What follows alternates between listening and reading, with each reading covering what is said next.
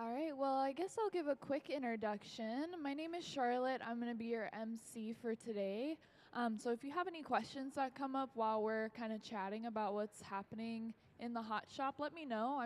I'm here to answer them. I'm here to have conversations about glass blowing. Um, we are just getting started. We actually put our glass into a optic mold is what we call it. So it's kind of this metal cylinder that we press the glass into, and it kind of creates this patterning on the outside. What it's going to do is actually kind of trap these little air bubbles inside of the glass, and then we're going to be able to blow it out and start to see that pattern a lot more. So right now they're just cooling down the pipe over off to the side. They're going to come and gather a new layer of hot glass onto what they already have, and then they'll be bringing it to the middle in a little moment here so we can start seeing them shaping it and getting ready to start blowing the pitcher. It's going to be really fun to see. We have already added color onto the glass, so all the glass that we get out of the glass furnace is completely clear. And then we have to go in and actually manually add our own color. So if you look really close, you can actually see those tiny little bubbles that got trapped inside because we added that, patterning onto the glass, and then we gathered a new layer. And so it trapped all those air bubbles inside of those little crevices.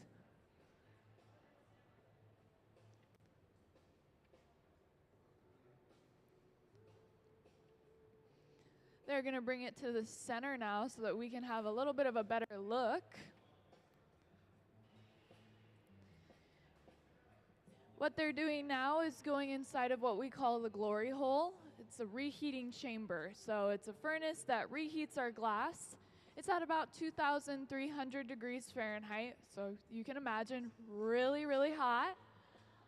And it's going to reheat our glass for us so that we can keep working with it. Glass goes from being very kind of fluid and liquidy to rock solid pretty quickly, and there's only a small window where we're able to actually work with it and change it.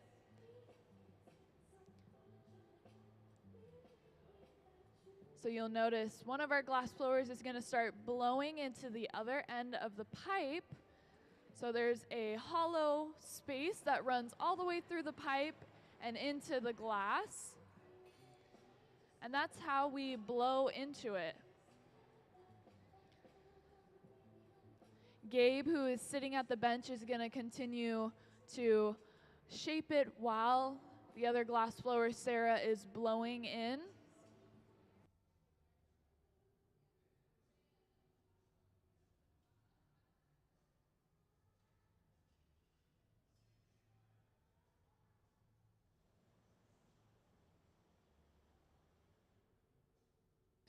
So something about color in glass blowing is that since it's so hot, we're actually not seeing the true color. We're going to see kind of like this glowing orangey color, when in reality, that's not what it's going to turn out to be. He's going in now and adding what we call the jack line. So this is like a weak spot in the glass up towards where the glass meets the pipe. It's so that we're prepared for when we eventually will be breaking it off of the pipe.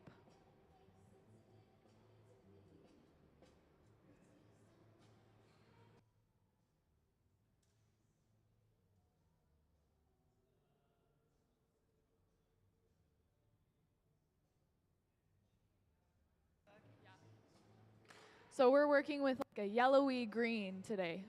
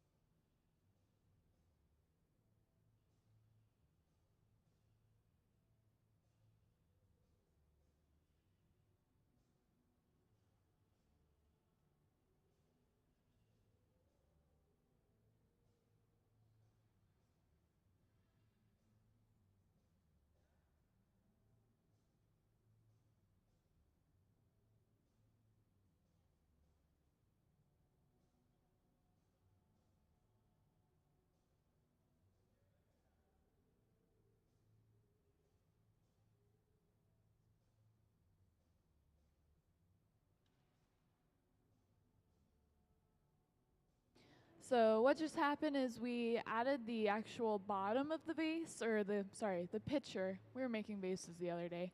Um, so that it has somewhere flat to rest. And actually, it tends to be a job that does need 3 people, and since they only have the 2 of them, I was actually holding my thumb on that opening at the back end of the pipe so that none of that air could immediately escape as the other glass blower applied pressure to the bottom with a wooden paddle to flatten it. So now we have an actual base to the pitcher, and they're going to get ready to switch it onto a new pipe. So we're going to be able to see that in a second and what goes into actually being able to transfer it over so we can start working with the other side of the piece. What's going to happen is one of the glass blowers is going to get a solid pipe, what we call a punty. They're going to get a little bit of glass on the end, and it's going to attach to the bottom of what we have blown.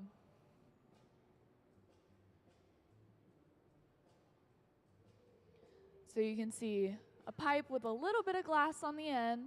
We're going to heat it up so that it's warm enough that it'll actually make that connection and stick to the other end of the glass. They're going to attach the 2, and then we're going to get ready to break it off of the pipe. So like I was talking about a little bit earlier, we made that weak spot, what we call the jack line. We're going to be using that weak spot to encourage the glass to break at that spot, adding a little bit of water to it to crack the surface, and then tapping it off. So when they send those vibrations through the pipe, that's what causes it to break. And so we just kind of weaken one particular area to try and make sure that it'll actually break off in that spot when we go to tap it off. So now that it's on a new pipe, we're going to be able to start working with the open side. This was the part that had the actual opening into the hollow space from the blowpipe. So we're going to be able to start creating, the pitcher opening and the little spout and adding a handle onto it now that we have the opposite end available.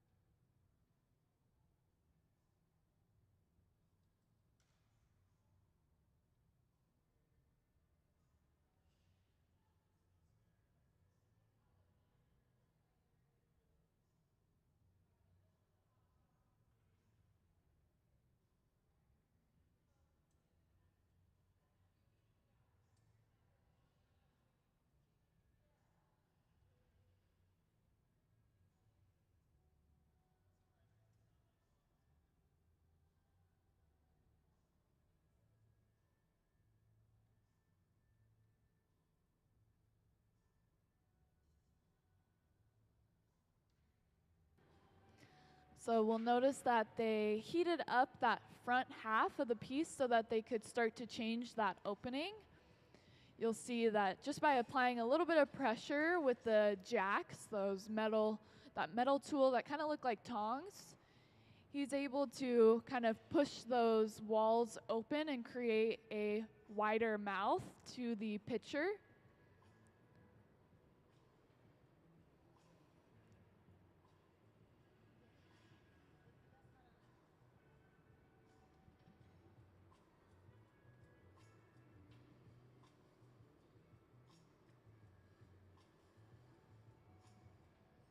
And also, now that it's been blown out and it's opened up a little bit more, we're able to really see those bubbles that we trapped into the surface. And as he runs the jacks along the surface of the glass, we can also actually hear them because they kind of have a little bit of texture to them, right? They kind of poke out on the surface. I do believe we're going to be getting ready to add the handle in a moment here. So one of the glass blowers is on the other side of the hot shop starting to prepare for something to be added on to the pitcher.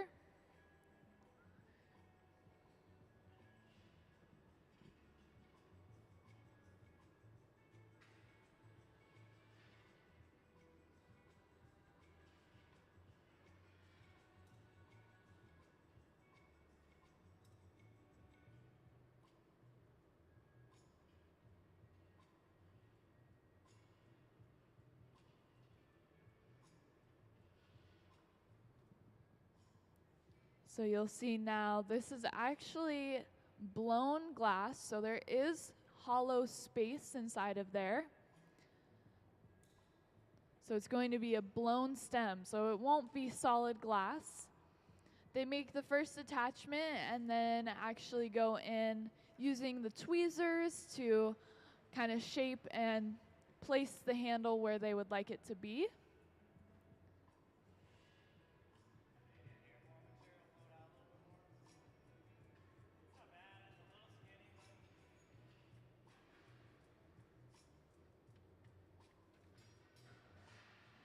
You'll see he's going to go in with this metal rod just to shape out the handle a little bit more, kind of round it out in certain areas.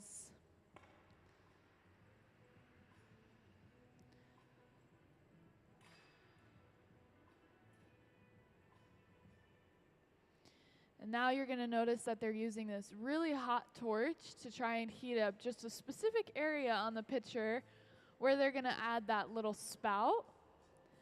So they're able to just kind of target one area, and very, very simple, detailed changes can be made when we use a smaller torch versus like the big guy that's kind of always lit and waiting. We use that just to cover more surface area, give some heat back to the glass.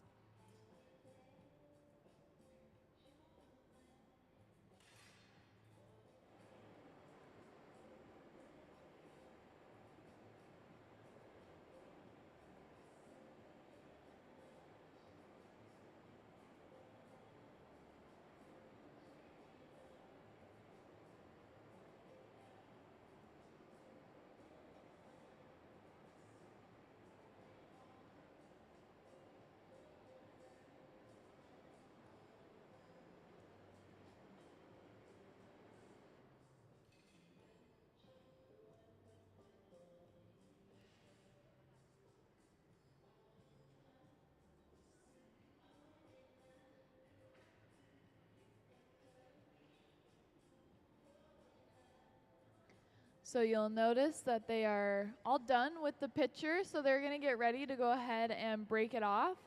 Similar thing, we're using that water to kind of weaken the glass by cracking the surface. And then he's going to get ready to actually tip it upside down and break it off onto this wooden paddle so that then our other glass blower can pick it up. Gonna torch that bottom a little bit just to get rid of any connection point we had from the previous pipe, and also to give it the Museum of Glass stamp.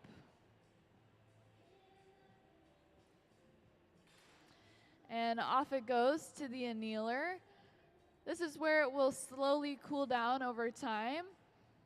Usually it's overnight, so like a 12-hour period. We go from close to like 950 degrees all the way to room temperature. And anytime we finish a piece, we always give a little round of applause.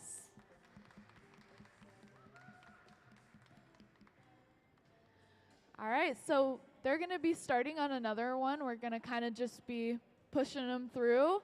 So if you want to see the process again, or you came in a little bit late and you want to, see it all over, we'll be getting started on another one shortly.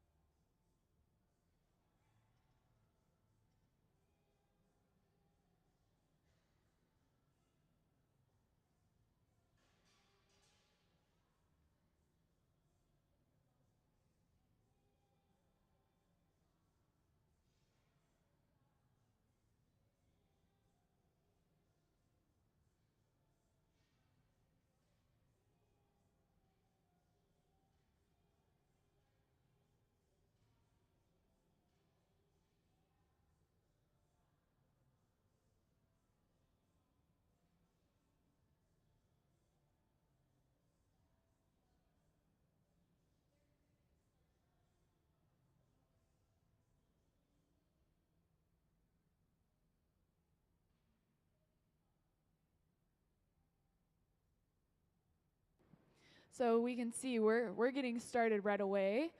We've gotten some glass on the end of this blowpipe. So again, the blowpipe has the hollow space through it so that we can actually blow the bubble into the glass.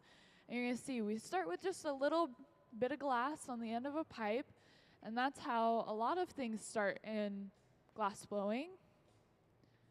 You're going to see Sarah's going to blow that bubble into it using a technique called capping. Now that we have that bubble in there, she's going to go and shape it, make sure it's ready, getting it prepared for the color to be added on top. So meanwhile, Gabe has some color on the end of his pipe. It's in a solid form, so it came pre-made in a bar of color that we then break into smaller kind of bite-sized pieces and preheat, get ready. Because you can imagine if we took glass that was at room temperature and tried to stick it into our glory hole that's over 2,000 degrees, the glass wouldn't like that, and it would actually probably shatter on itself. So we kind of have to preheat the color up to about 1,000 degrees Fahrenheit before we can actually start using it. Usually the color will sit in these little ovens that you can see. There's kind of this black box if you see with the number 45 on it. That's where we can heat up color so that it gets prepared and ready to be heated up to that 2,000 degree mark. He's going to take that color and actually let it drip onto the surface of that bubble. So you can see, allowing that color to drip on, kind of creating a little hat onto the clear glass that we already had on the pipe.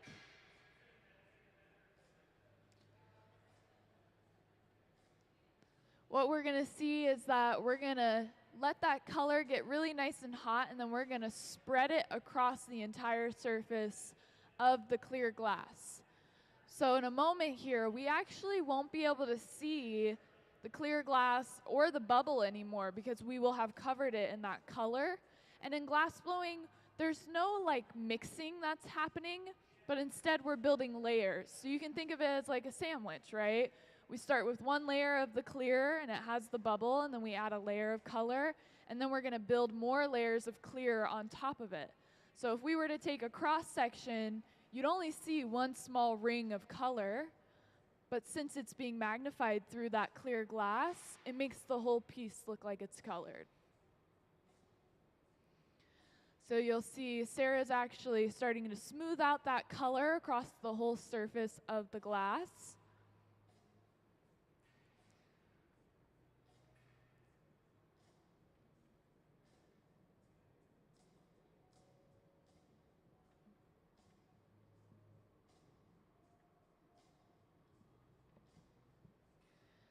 And in glass blowing, this isn't the only way that we can color our glass. We actually have 3 main ways that we color glass.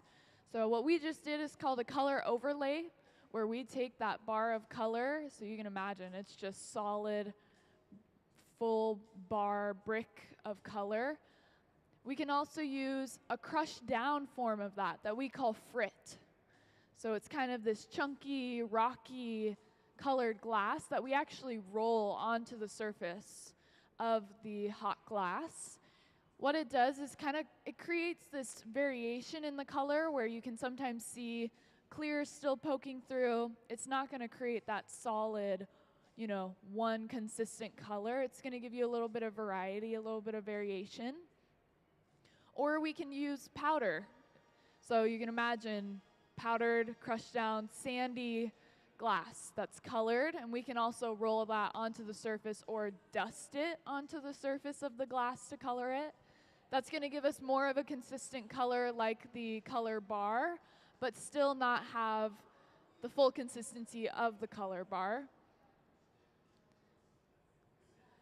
A lot of people ask if we make our color here. We don't. We get all of our color usually from a company called Olympic Colors.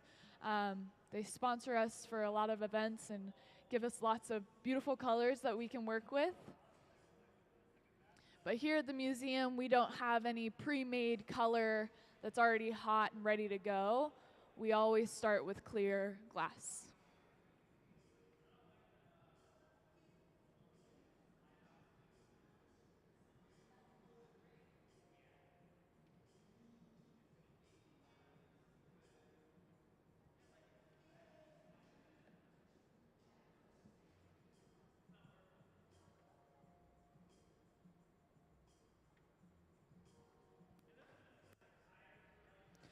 So we can see that our glass blowers are actually going to let the glass cool down a little bit now. They're going to sit at the bench and let the glass start to slowly cool down, because now we have that color that we've added on. And we want to make sure that when we go back into our glass furnace to get new color, it's not going to strip anything off. Excuse me, not new color, new glass. We don't want the color to actually come off in any way. So we let it cool down a little bit, and then we go in and get new glass on top. So you'll see that now. And again, as we go into that glass furnace, they're rotating the pipe to get a new layer of that glass. You can kind of imagine it like a jar of honey. It's a little bit more thick. And as it comes out, the glass is going to look like it's this very bright yellow, kind of orange glowing color, when in reality it is completely clear. Just because it's so hot, it's going to present as having color. And for now, we actually can't see the color that we're working with, but as it starts to cool down, we'll start to see that kind of yellowy green that we're using.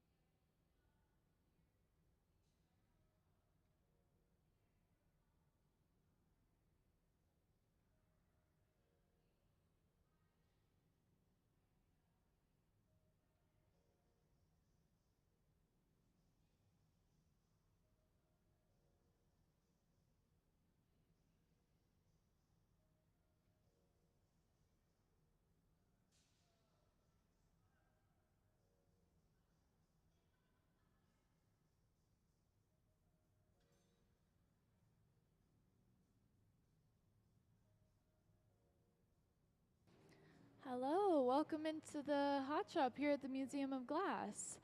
My name is Charlotte. I'm going to be your MC, so if you have any questions, let me know. We're working on some blown pitchers that you would like put your lemonade in on a hot summer day. So you can see we aren't too far into the process.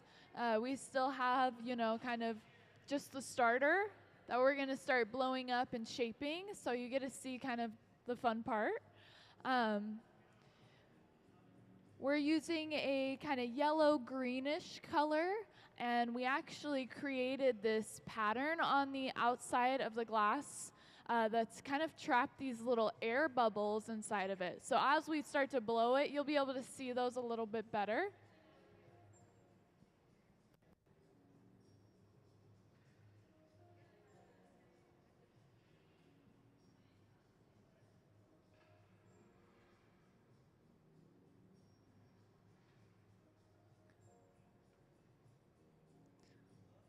So you'll see he's shaping it with the damp newspapers. As the other glass blower starts to blow air, we can see it start to actually expand.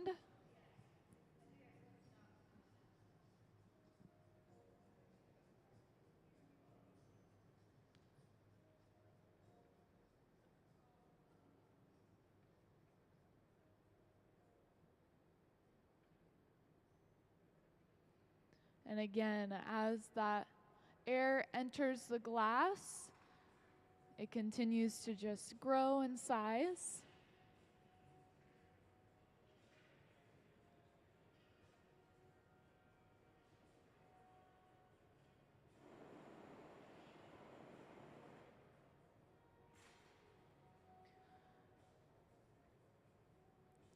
What we're going to see next is the glassblower is adding in a jack line, is what we call it.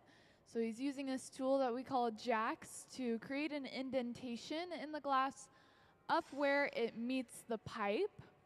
This is like creating a weak spot where eventually we'll be breaking it off from and transitioning onto a new pipe.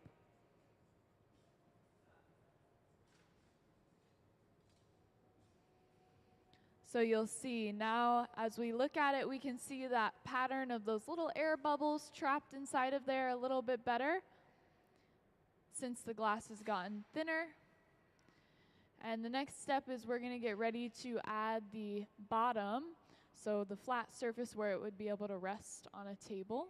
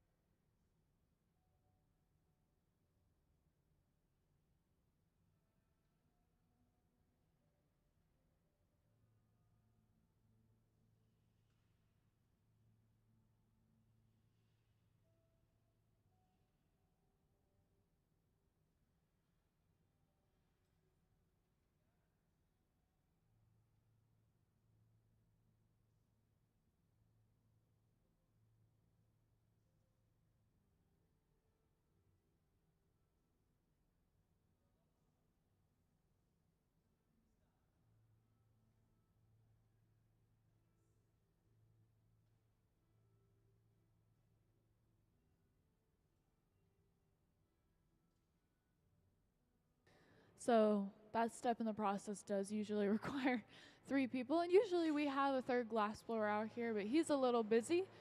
So what we do is we have one person who is doing something called capping.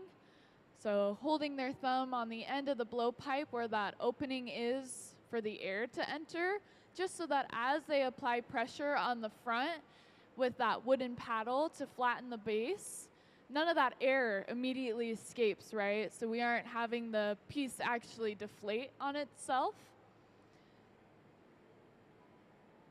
You'll see now that we have that flat bottom to the piece, we're going to get ready to actually switch over to a new pipe.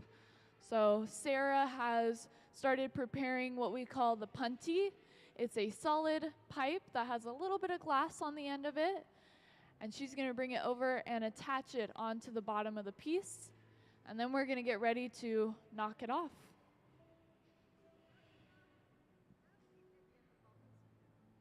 So what we did is we put the glass into what we call an optic mold. So it's kind of this cylinder that has a pattern inside of it that you press the glass into. And it created this texture and this pattern on the surface of the glass. And then he gathered a new layer of glass on top of it to trap all those air bubbles inside the crevices of that pattern. Does that make sense? Okay. Yeah, it's a little hard to explain. It's easier when you're actually seeing it happen, but you'll see we're making that attachment to the bottom of the piece with that new pipe. And that weak spot that I talked about a little bit earlier, the jack line, is how we are going to get this piece off. So we've created a weak spot in the glass that we're going to add a little bit of water to crack the surface of the glass. You'll see adding that water on and tapping it off. So the vibrations that we send through when we tap on the pipe is what then ultimately encourages it to break at that spot. Sometimes it doesn't always work. Sometimes you have, glass that's really, really thin, and so it's hard to get it to break in a very specific area, and sometimes the whole thing will break off. It all depends on if it's heated enough, is it too cold, did we make it weak enough? So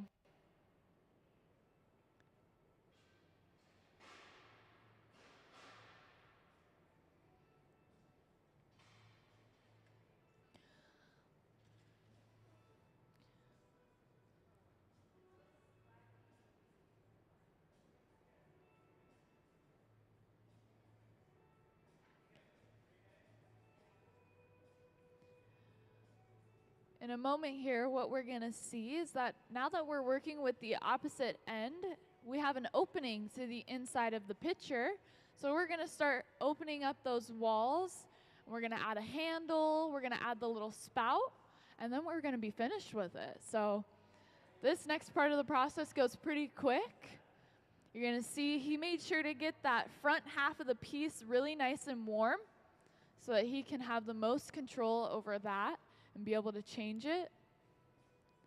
He's pinching at that opening and then going to actually trim away some of that excess glass that he's pinched and pulled away. This is to give us an even line, and also it can be one of the ways to just get rid of excess glass if we're trying to keep a certain height to the piece.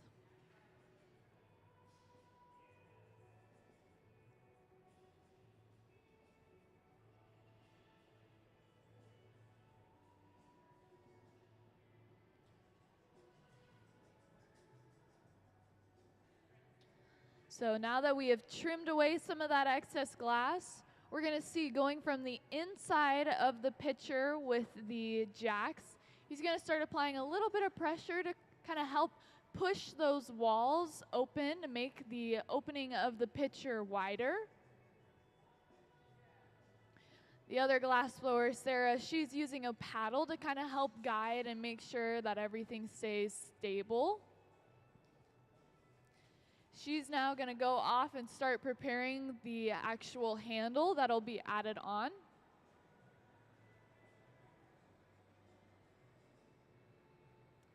And this handle that she's going to be making is going to be blown, so it'll have that hollow space inside of it as well. It won't be solid glass.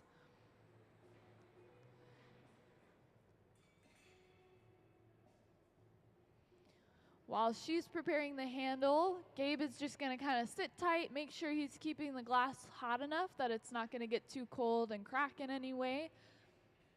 And also just, making sure that the shape is looking good before they add on a new piece.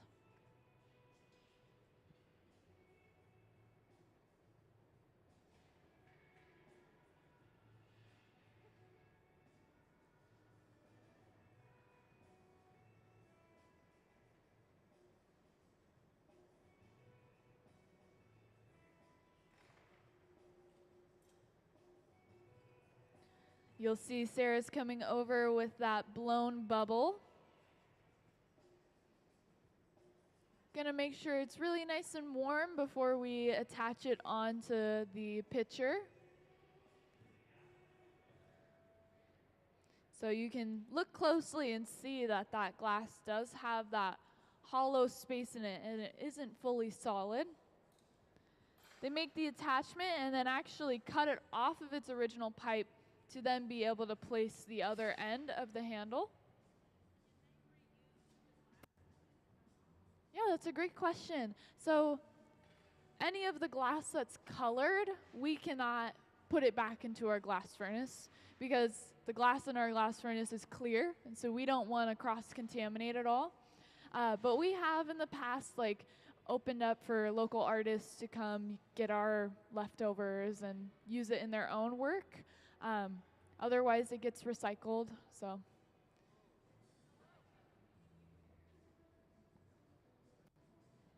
Hello to those of you just joining us. We are just finishing up a blown pitcher that you can kind of put your lemonade in and use during a hot day in the summer. This will go into our gift shop here at the museum. We're just finishing up, so don't worry. If you want to see it from start to finish, we'll be starting on another one as soon as we finish this one. But you can see we just went ahead and heated up that very specific area to add the spout onto the pitcher.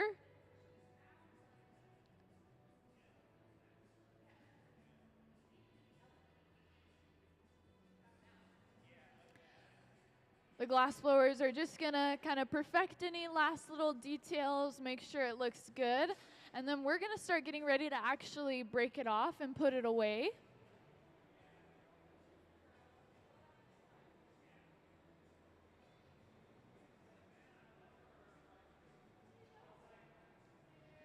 And we can notice that now that it's cooled down quite a bit, we're seeing that color show up a lot more, that kind of yellowish green.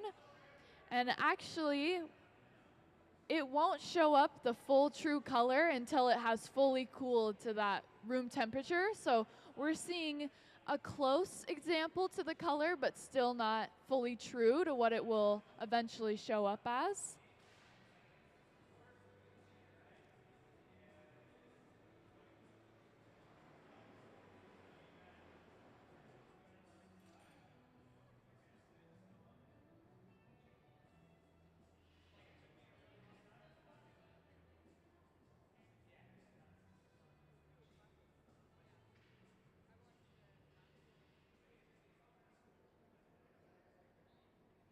All right, so it looks like we're getting ready to go ahead and call this piece done and break it off.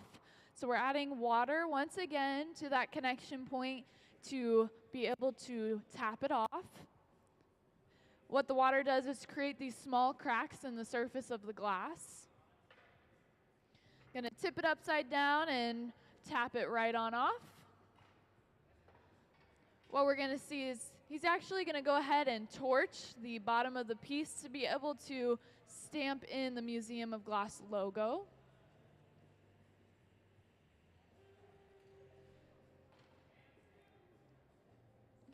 And off it goes to the annealer, where it will slowly cool down to that room temperature. Can we give a round of applause for a finished piece?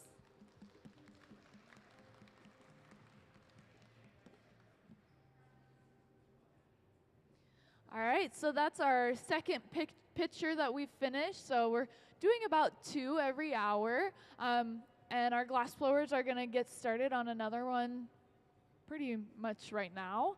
So if you want to see it again or you came in late, we're going to be getting going on another one. I don't know if it'll be the same color because I think we actually, it might be a different color. I'm not sure yet. We'll have to kind of wait and see.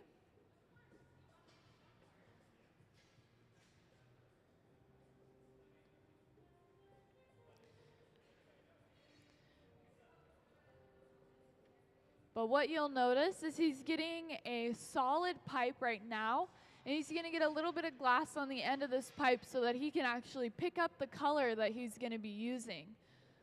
So he's gone inside of the glass furnace where we have all of our clear glass. The glass furnace, as you can see with the door on it, we actually open it up. It has a huge barrel of molten glass. And it's actually about 1,000 pounds of hot glass that it can hold. We don't turn them off ever, so it's the only thing in our hot shop that is on 24/7. Everything else in here, at the end of the day, we turn it all off, and then just like your oven at home, it kind of preheats back up to the temperature that we need it in the morning. So when we get here, we kind of flick everything back on and let it preheat up to temperature.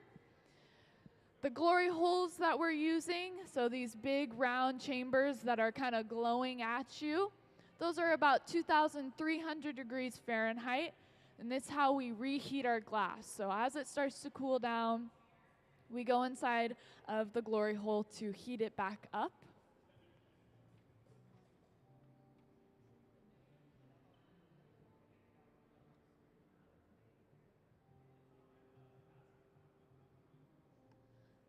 So what's happening now is we have some color on the end of a pipe that we're starting to heat up. So you can see he's rolling it out, letting it get really nice and warm. Our other glass blower, Sarah, she's going inside of that glass furnace so you can get a really good visual. And she's getting some glass onto the end of her blowpipe. She's going to come over, roll it out, help shape it on the Marver table. And then we're going to see her actually blow a bubble into this glass. This is how we start almost anything that's blown in glass blowing. We start with this clear base. We put a bubble in it, and then we can add whatever color we would like onto the surface. In glass blowing, we don't really mix anything. There's no like pulling and mixing and turning. But instead, we're creating layers. So you can think of it like a sandwich, right? We start with this clear with a bubble inside. And what we're going to do is something called a color overlay, where we're going to actually let that color drip onto the surface and create a new layer.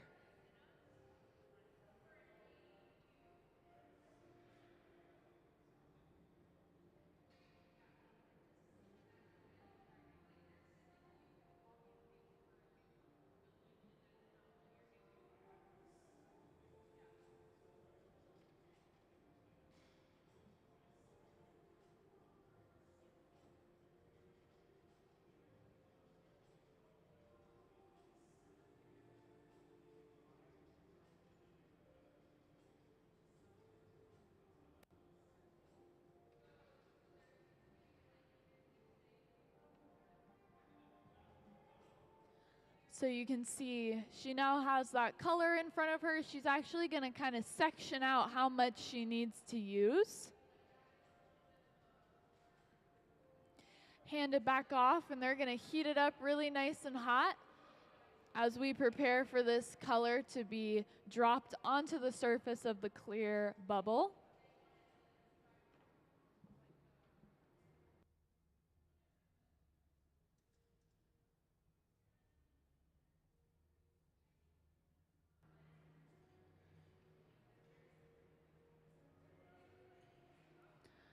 All right, so here we come with that hot color.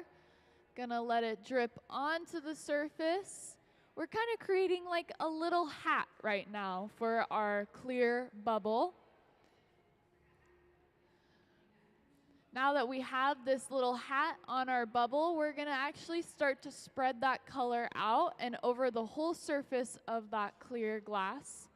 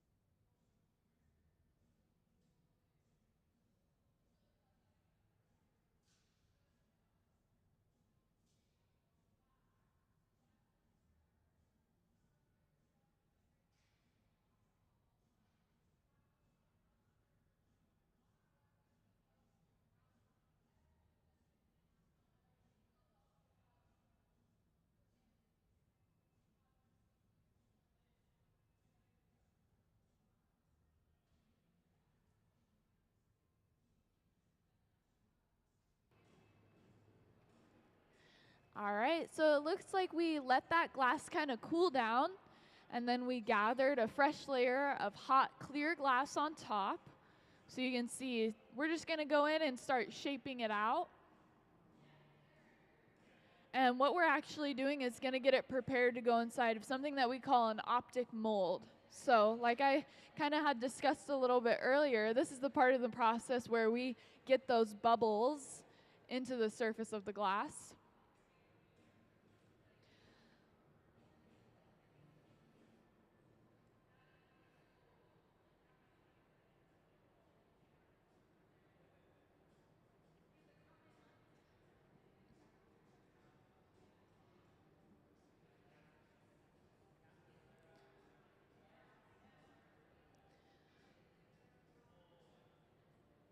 So the optic mold is sitting on the floor. I don't know if you can see it. You can see it from the camera angle.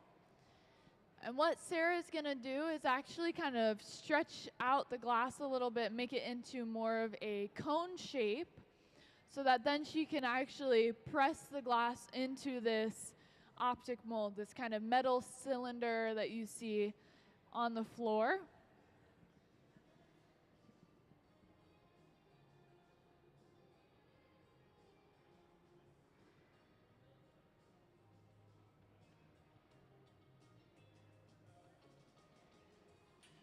So she's going to get it really nice and hot so that as she goes into that mold, the glass will kind of take shape of whatever pattern is on the inside of it. And also we'll be able to blow air and it'll actually inflate inside of the mold. So you can see as she goes inside, she's going to blow air, allowing the glass to kind of take up that space.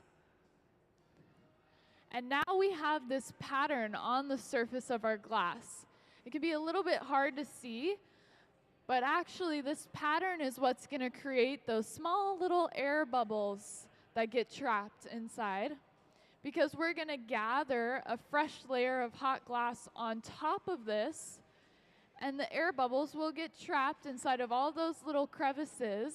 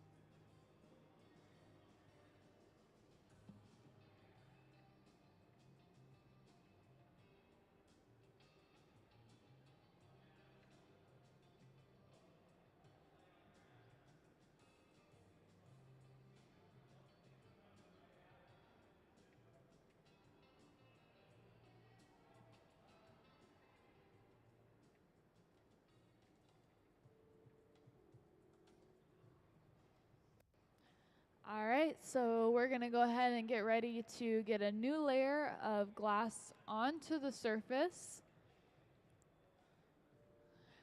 And you'll notice we're going to go in with that imprint of that pattern on the outside surface of our glass. And as we come up and out of the glass furnace, you'll notice that we now have all those little air bubbles trapped inside.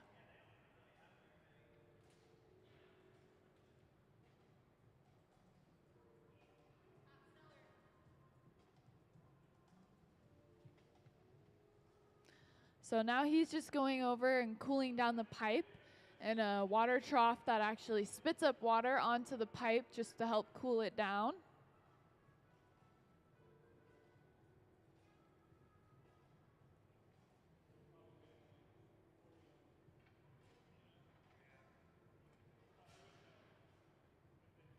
Now that we are in the center bench, we're going to start seeing the kind of expansion of this piece. It's going to start to grow in size as we blow air into it. It's going to go from kind of this oval shape to this more elongated, what will eventually become the pitcher. And the glass will start to become really nice and thin for us because of how much air we're going to be blowing into it.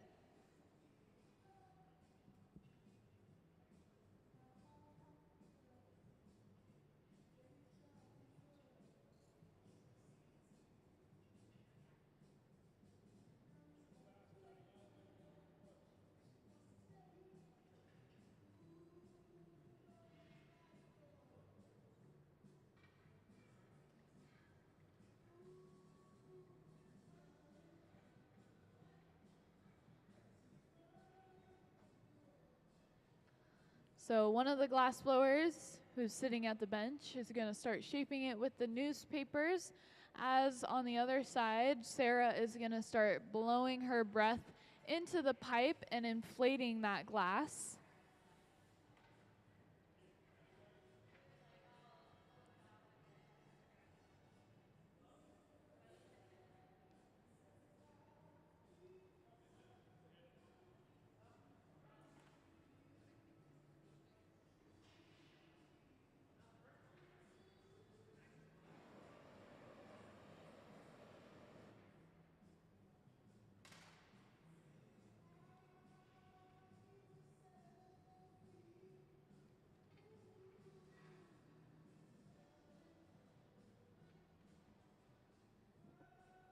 All right, so now we're going in with the jacks. This is a metal tool that we use in glass blowing.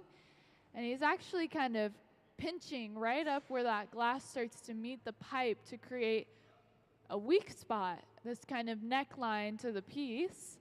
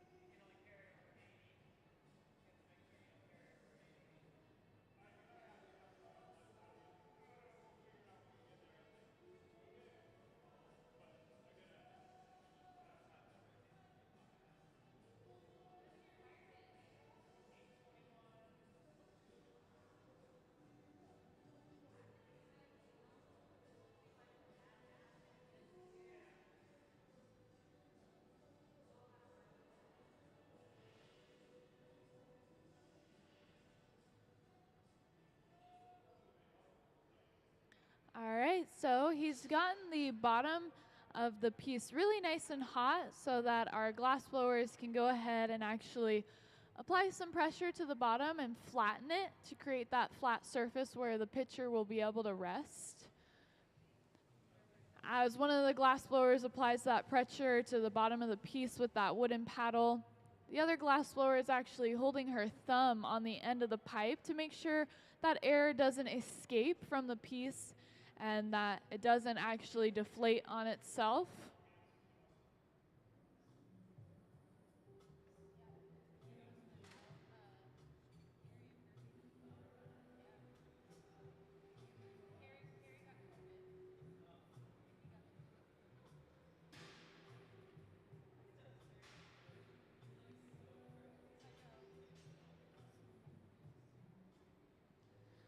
And now that we have flattened off the bottom, we're going to get ready to attach the new pipe onto the bottom of the piece. So this new pipe is going to be a solid pipe that we add a little bit of clear glass onto. And it's going to attach itself to the bottom of the piece so that we can start working with the opposite end. So we want to start opening up our pitcher. We want to create the opening. And so we have to be able to have access to the other side.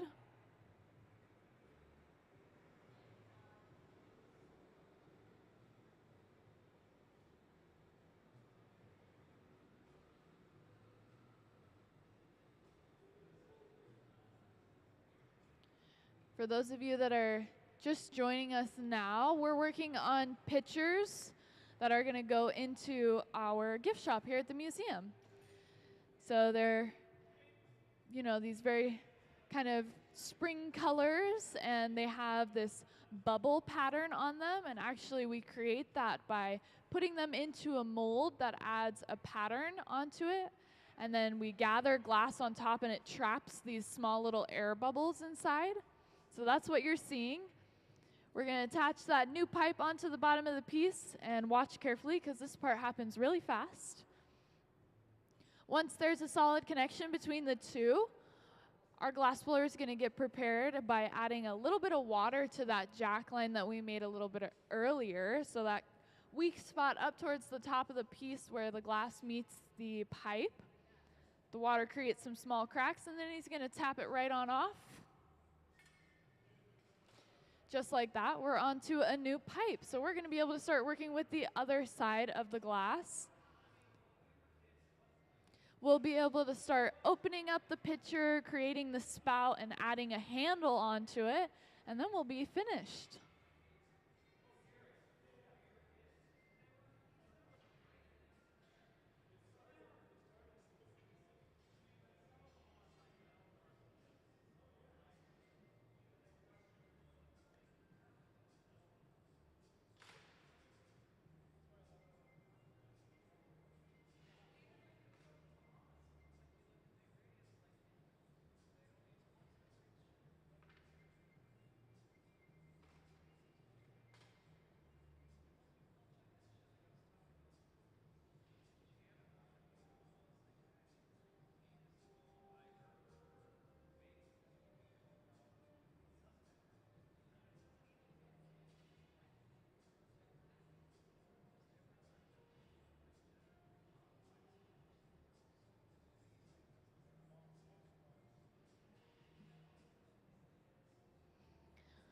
So as he comes out of what we call the glory hole, which is where we reheat our glass back up to a temperature where we can continue working with it, you're going to see that he specifically tried to heat up that front half of the piece so that he will be able to actually open it up and make the opening wider.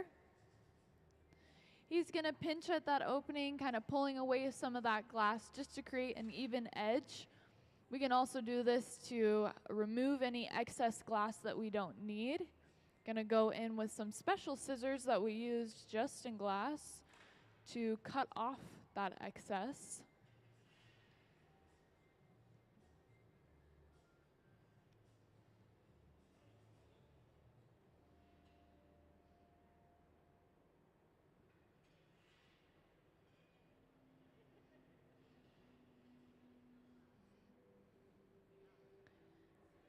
And you'll see now he's going in with those jacks from the inside of the piece and starting to apply a little bit of pressure to those walls to start opening them up.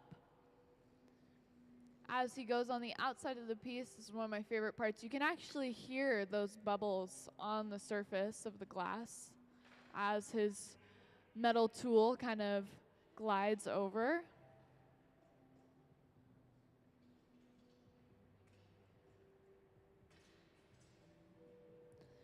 We're going to see one of the glass blowers is going to start preparing the handle. So he's getting a little bit of glass on the end of a blowpipe because this is going to be a blown handle. So it won't be solid glass. It'll also have that hollow space inside of it. Meanwhile, with our base of the pitcher, we're going to just kind of make sure everything looks good, that it's nice and even, and it's looking how we'd like it to so that we can be ready for that handle to be added on.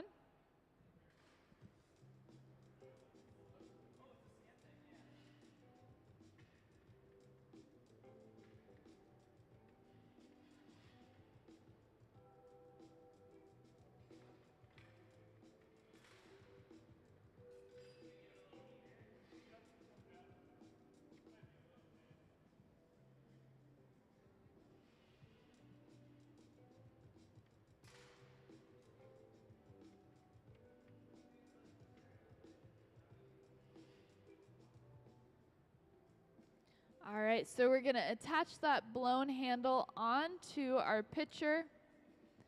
you're going to see they're going to trim it off of its original pipe and then be able to start placing that second part of it onto the pitcher base. Next time he comes back to the bench, he's going to kind of just smooth it out with this metal rod, make sure that it's really nice and rounded.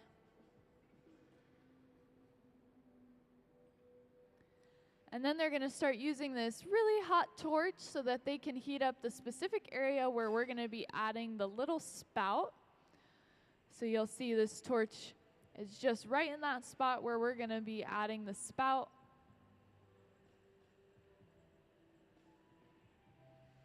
Going in and very carefully moving that glass right in that spot to finish off this piece. So all we have to do now is just make sure everything looks good, fix any little small areas, make adjustments to the handle or the spout, and then we're going to get ready to break it off of the pipe and put it away. Once we are finished with a piece, it always goes into what we call the annealer. So the big black box that you see on either side of the hot shop, that's where we put our finished glass pieces. The annealers are about like 950 degrees Fahrenheit, almost 1,000, and it keeps our glass really nice and warm and then slowly cools it down incrementally over a longer period of time, usually overnight. We're going to go ahead and break it off, adding a little bit of water to that connection point again to create those small cracks in the surface of the glass. Going to tilt it and knock it off onto this wooden paddle, torching that bottom so that we can add our Museum of Glass logo.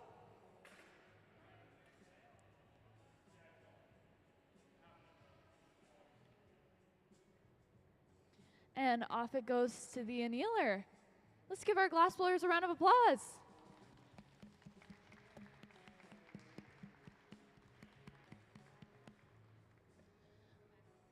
So it will safely sit in there and slowly cool down to that room temperature, probably overnight, and we'll be able to see them tomorrow. And then they'll be off and into our gift shop.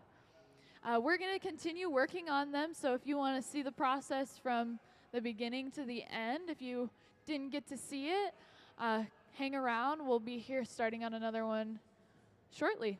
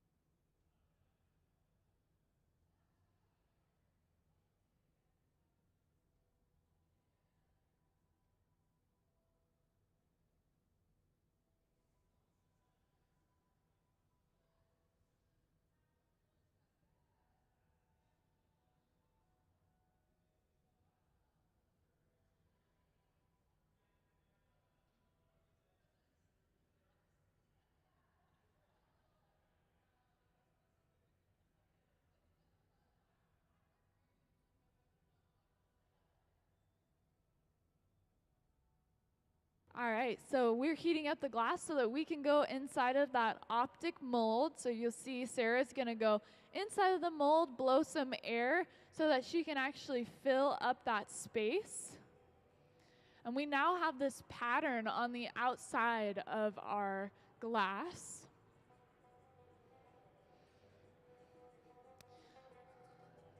So I was showing some other people. This is like an up-close look at what that optic mold is. Yeah, this one's actually different than the one that they're using. You can see how this one's got more of that lattice kind of pattern on it. But it's the same concept of, it's this metal cup almost that we go inside of, and then the glass takes that shape. What's the end product? We're making pictures. So, Okay. yeah, that are going to go into our gift shop. Okay. So what we have is the pattern on the outside, and we're going to actually gather a new layer of glass on top of this. And what it's going to do is trap air bubbles in those little crevices. So it's going to create those little bubbles and create a new pattern. So the pattern that we're seeing right now isn't actually what we'll see in the finished product, but instead, not really, you won't see it anymore because it's going to get covered, and instead we'll just have those little air bubbles. You'll get a better idea once we're there, but we can see how it's kind of got that texture on the surface. And as we cover it with glass, the texture will go away, but instead we'll have air bubbles trapped inside.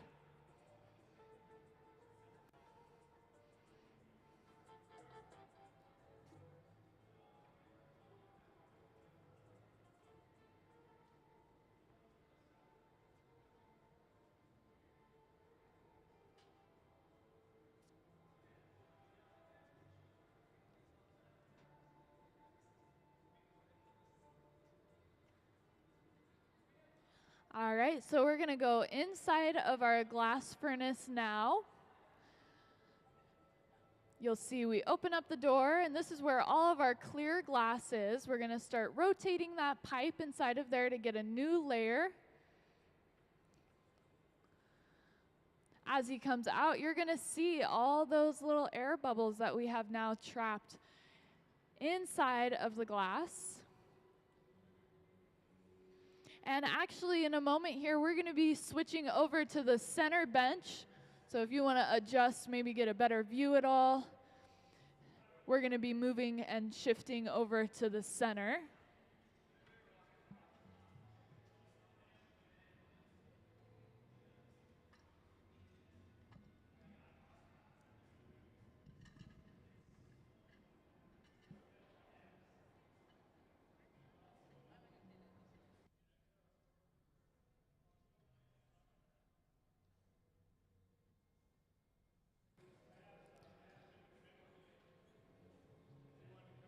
All right, so you'll see we're using this wooden tool that we call a block.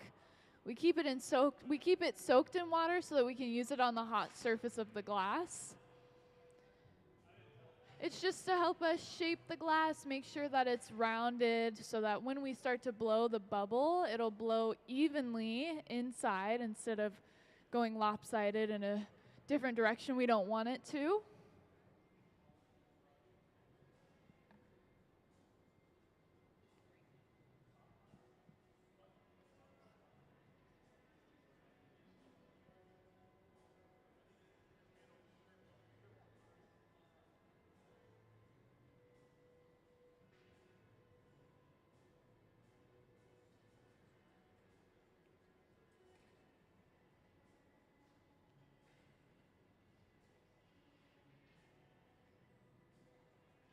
All right, so he's gotten it really nice and hot.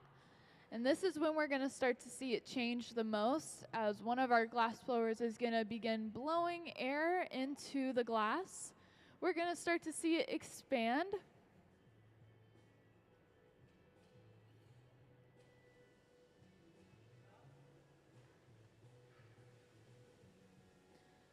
He's just using like a air gun to help cool down certain areas that are getting maybe a little bit too warm, blowing out a little bit too quick, blowing some more air into the piece.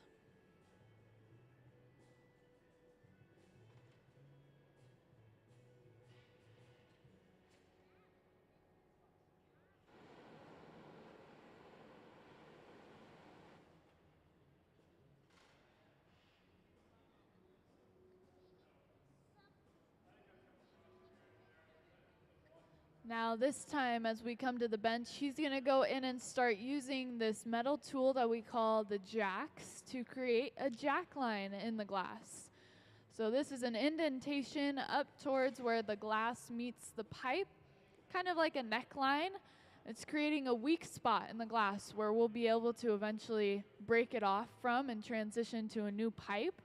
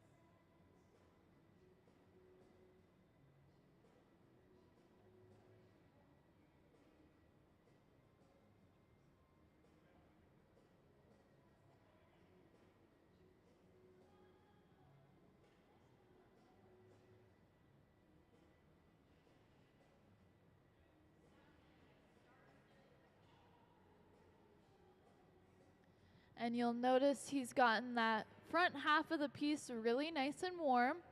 This is so that we can start to apply some pressure with a wooden paddle and flatten the bottom of the pitcher off. So this is giving it that flat surface where it will be able to rest on a table.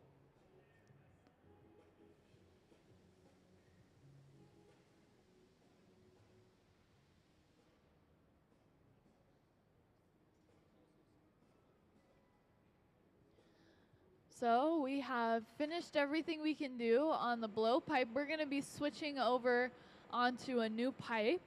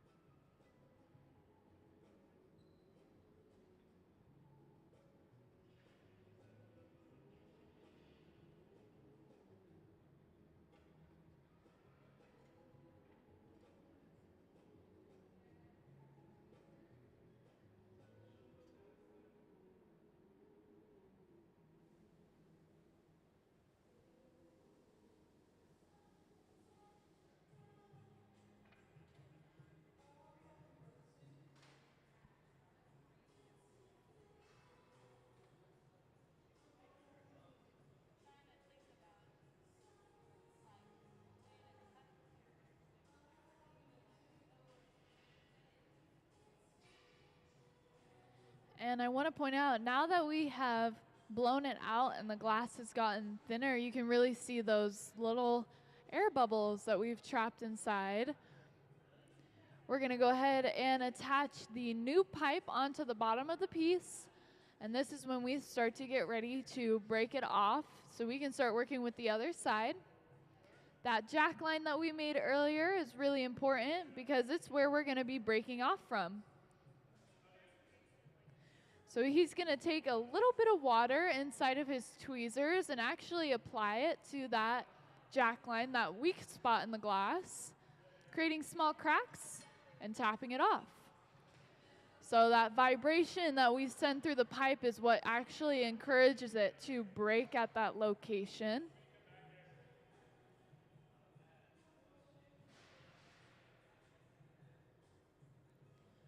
He's going to just make some quick adjustments, make sure that it's even and centered on the pipe. And then we're going to start working on opening up the pitcher. We're going to start to see the opening go wider, and then we're going to add a handle and the little spout. Again, for those of you who may have recently joined us, we're working on pitchers that are going to go inside of our gift shop.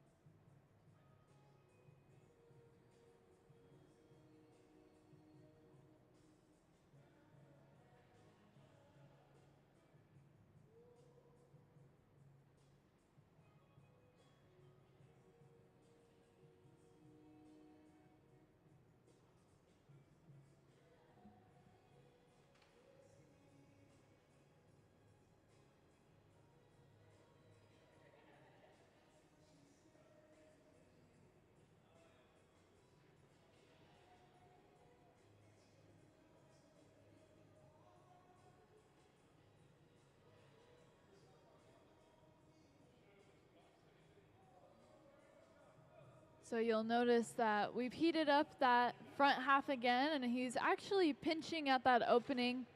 I'm gonna go ahead and trim away that glass that he pulled out and away from the rest of the piece. This is to give the glass an even edge. We can also use it as a way to just remove glass that we don't need to make sure that it fits certain height requirements.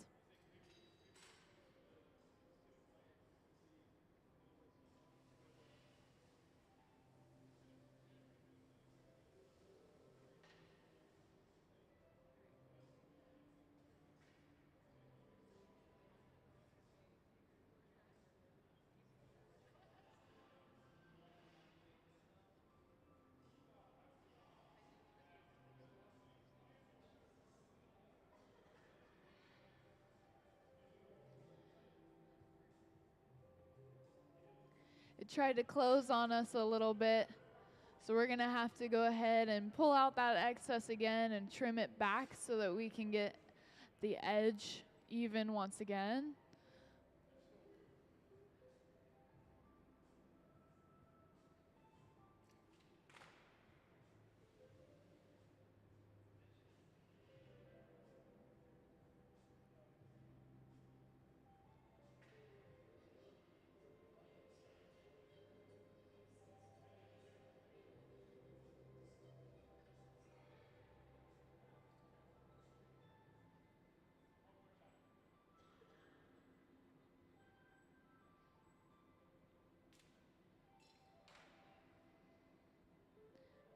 There we go. Now we have that nice trimmed edge. You can see for a moment there, it actually got so hot that it did kind of close in on itself, and he had to actually kind of reopen it back up to be able to then fix that edge, trim it back again. He's now going to be able to go from the inside of the pitcher and start applying a little bit of pressure to open it up to start widening that mouth of the pitcher.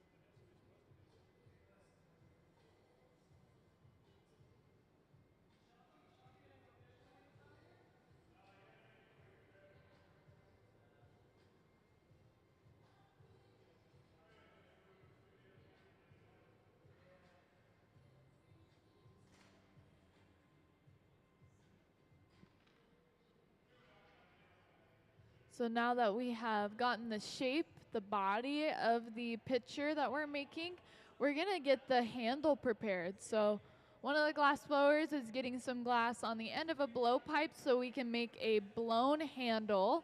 So it won't be solid glass, it'll actually have that air pocket on the inside. And then we'll be able to attach it onto the rest of the piece.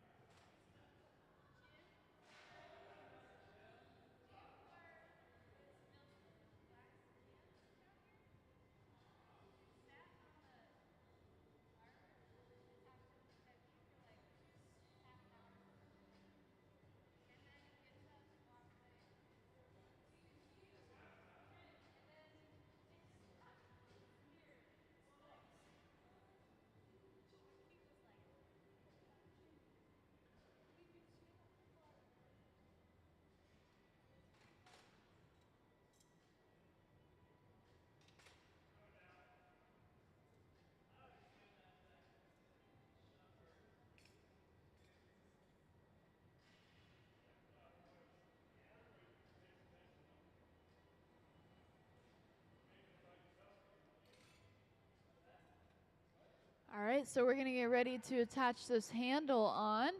You'll see there we have that clear bubble that we're attaching down towards the base of the pitcher. We're gonna go ahead, trim it off of a pipe, and then attach that other end onto the pitcher.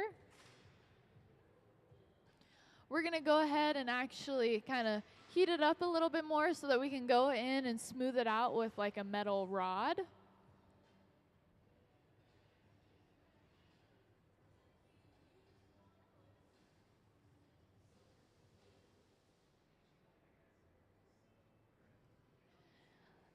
The final step of the process is to go ahead and make the spout. So you'll see we're going to get this really hot torch out. We're going to make sure we got a good connection on our handle. And then we're going to start heating up on the opposite side of the handle where the spout will go.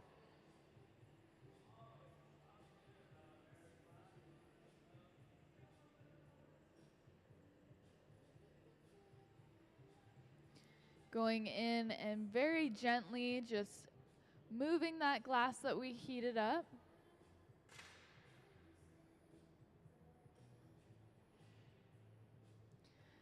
Our glass blowers are going to give it kind of a final once over, make sure everything looks good, and then we're going to get ready to go ahead and call it finished and tap it off and put it away.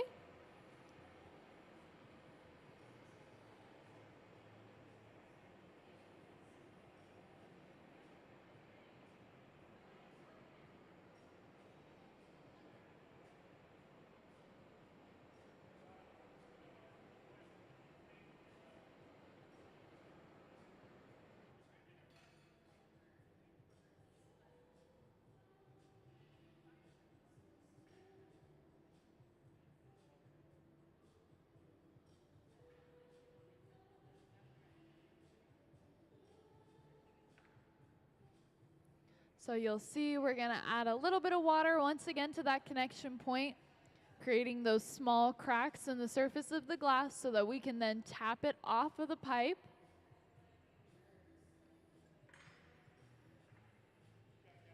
Tipping it upside down and letting it rest on that wooden paddle as we torch the bottom so we can add our Museum of Glass stamp.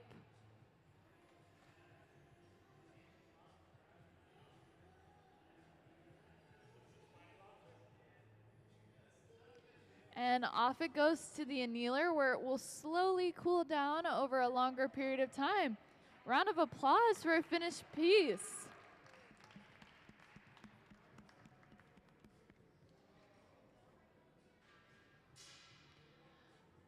All right, and we'll just continue working on them. So if you want to keep hanging out, we'll be starting on another one shortly.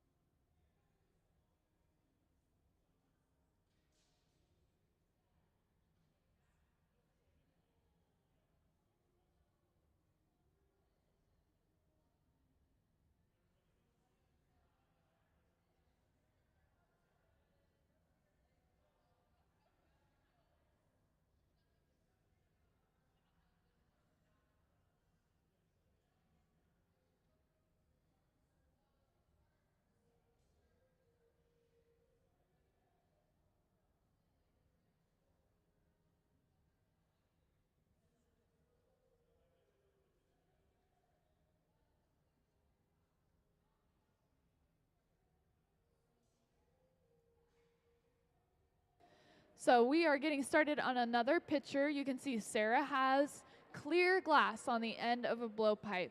This came out of our glass furnace. Again, the glass furnace is that kind of big chamber there with the door on it that opens and closes. That's where all of our molten hot glass is.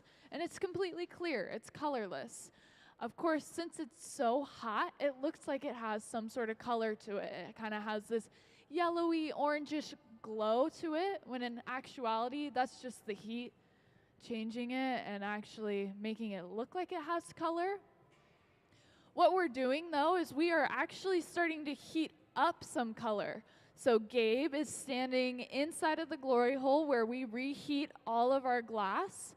It's at about 2,300 degrees Fahrenheit, and it helps us keep the glass at a nice warm temperature so that we can keep working with it. He's heating up what we call a color bar. So this is how we color our pieces. It's one of the ways. They're going to go ahead and section off the piece that they will be using of this color bar. And we can see next to it we have that clear glass with the bubble already inside of it. She's going to go ahead and hold it up to the sky so that we can get ready to drop that color onto the surface. This is what we call a color overlay or a color drop. So he's going to come out with that color now, allow it to drip onto the surface of the clear glass. Going to trim it off of the pipe so that it's now attached only to the blowpipe. I like to think of it as like a little hat for our clear glass. And what's going to happen is she's going to start spreading it out, heating it up, and allowing it to cover the entire surface of the clear bubble.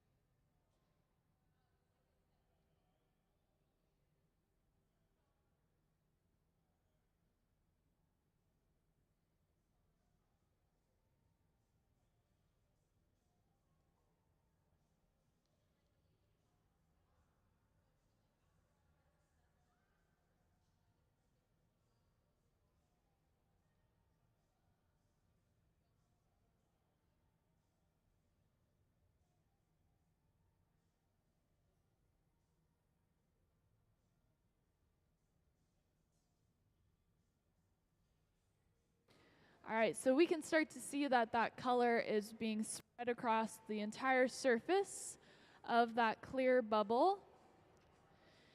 And what we're doing is really just building layers. We're trying to build one layer after the next. So we have the color on here, and next up we're going to go ahead and get a new layer of clear glass on top. The glass that we add on top is mostly to help us gain more mass and more glass to even work with so that we can make a larger piece.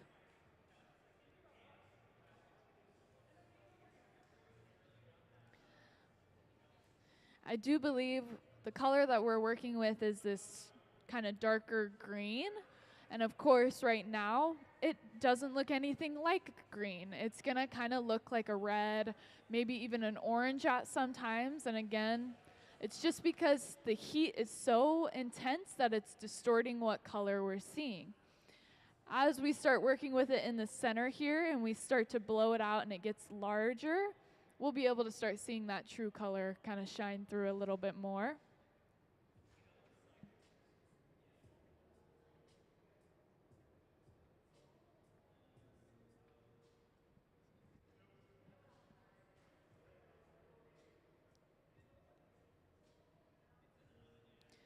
So Sarah's going to go ahead and let this glass cool down quite a bit.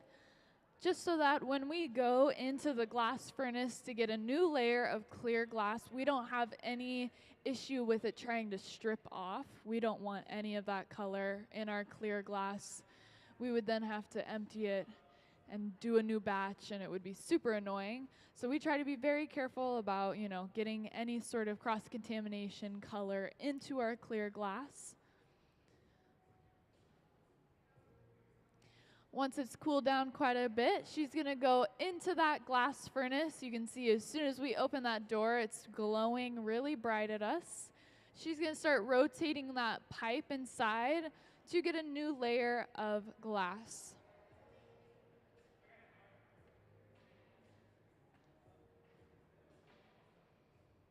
With this new layer of glass, she's gonna continue shaping it and getting it ready to go into a optic mold. So the optic mold is this, if you can look, there's this tiny little cup looking thing sitting on the floor. You can also see it in the camera angle by the wooden blocks. That's our optic mold. We're gonna go inside of that optic mold, and it's gonna give a pattern and texture to the surface of the glass.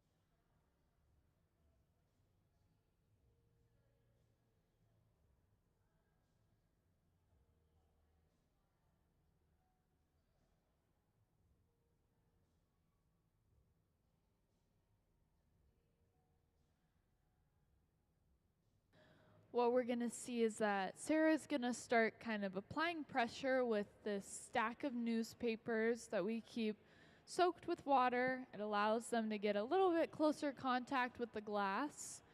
And she's kind of letting it stretch into this cone shape, preparing it to go inside of the optic mold. She's gonna heat it up really nice and warm, and then we're gonna be able to see her go inside of that mold, and we'll be able to see the pattern that it leaves on the surface of the glass.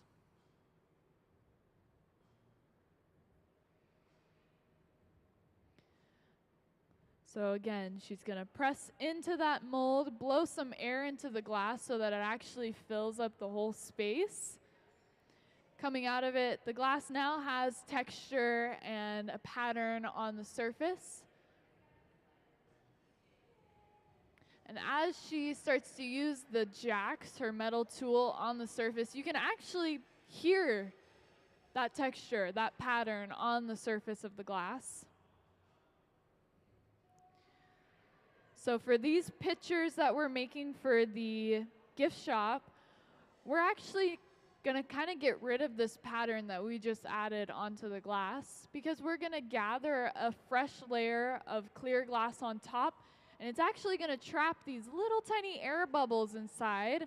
All those little crevices won't get filled with the glass, and instead we'll have little tiny air pockets stuck. And so as we blow it out, there will be little tiny air bubbles all over the whole picture.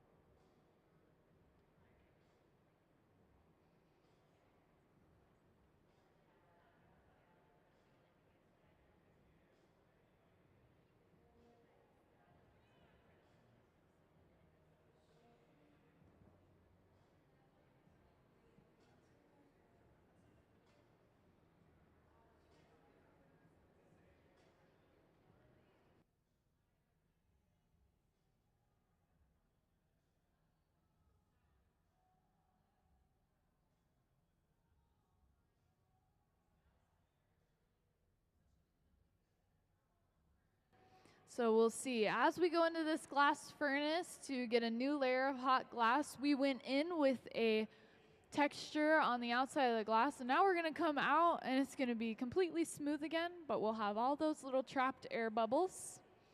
So if you look closely, you can actually already see them. And as we blow into this piece is actually when we're going to start to see them show up a lot more.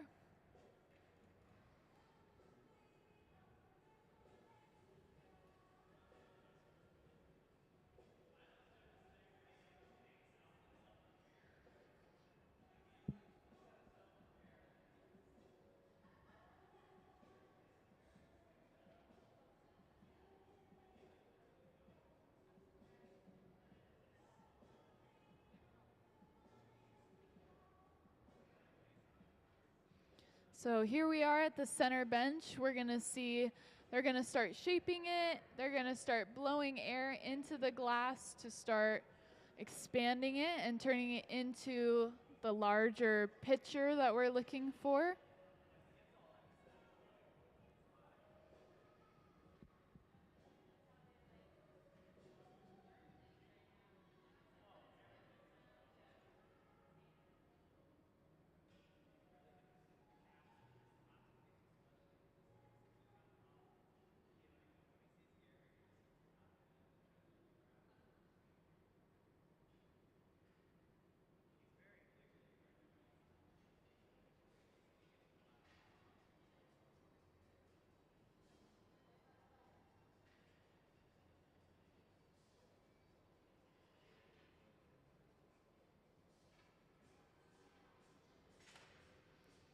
So this is the time to really keep your eye on that glass to see as we start to blow air into it, how it will kind of inflate and blow up like a balloon.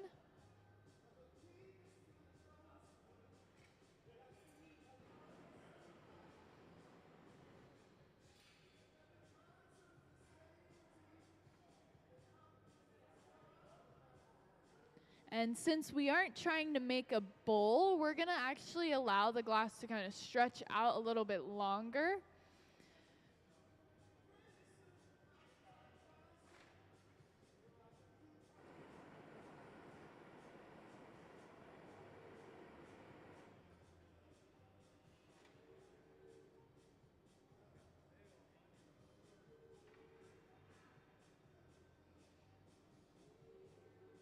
So you'll notice that he's going to go in with those jacks to create what we call the jack line. This is going to be the weak spot in the glass where eventually we'll be able to break it off of the pipe from. And while we added that jack line, we also were holding the pipe down towards the floor, allowing that glass to just kind of let gravity take it and stretch it out a little bit longer.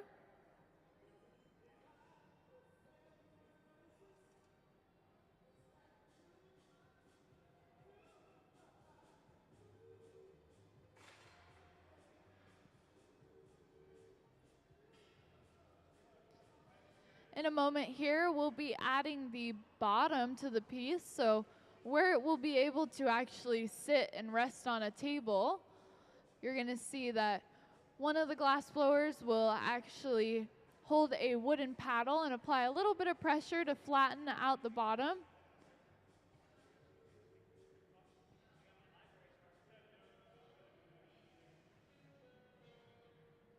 While on the other side, another glass blower will actually be holding his thumb on the end to make sure none of that air can escape back out the pipe.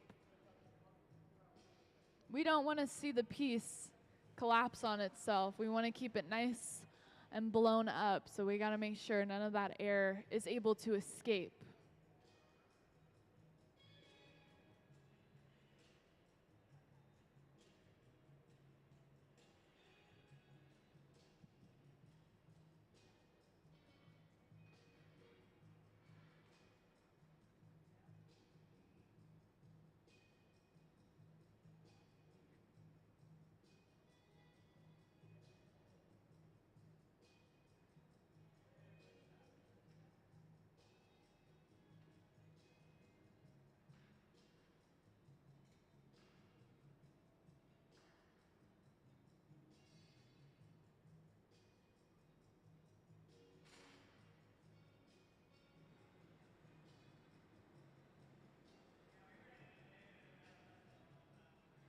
So now that we have created that base, that flat surface on the bottom where it will be able to rest, we're actually going to get ready to transfer over to a new pipe. So one of the glass blowers is preparing what we call the punty. It's a solid pipe with a little bit of glass on the end that we're going to be able to make the connection to transfer. And we're going to start working with the opposite side of the glass. So it's actually going to have that opening in it left over from where we were blowing air into it with the blowpipe. And that's how we're going to start opening it up and creating the actual mouth of the pitcher.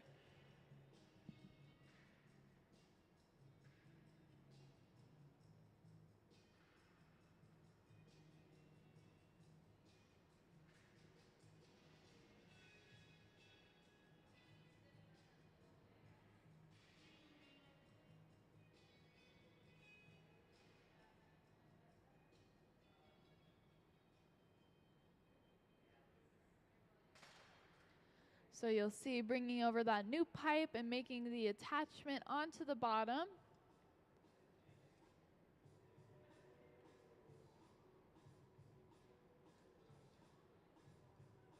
Once the connection is good between the two, we're going to grab a little bit of water in our tweezers, applying it on and creating small cracks in the surface of the glass so we can tap it off.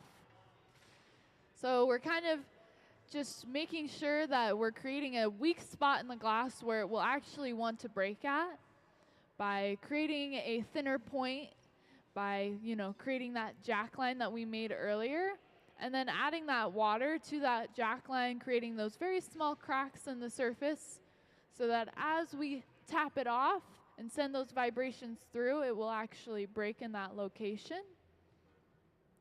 You can see he's just making some small adjustments to the placement of the piece on the pipe, trying to make sure that it's centered.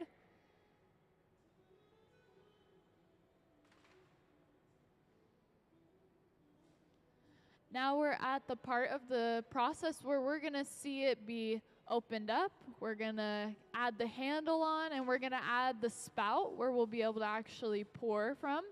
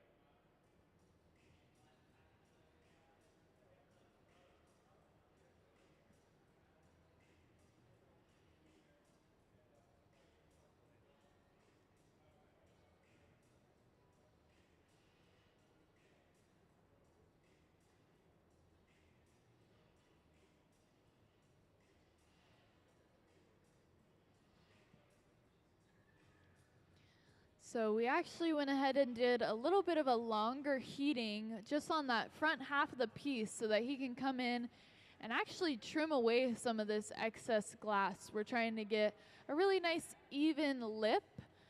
This is also one of the ways that we can trim a piece to make sure that we're reaching any height requirements. If it's too tall, we can actually trim some of that glass off.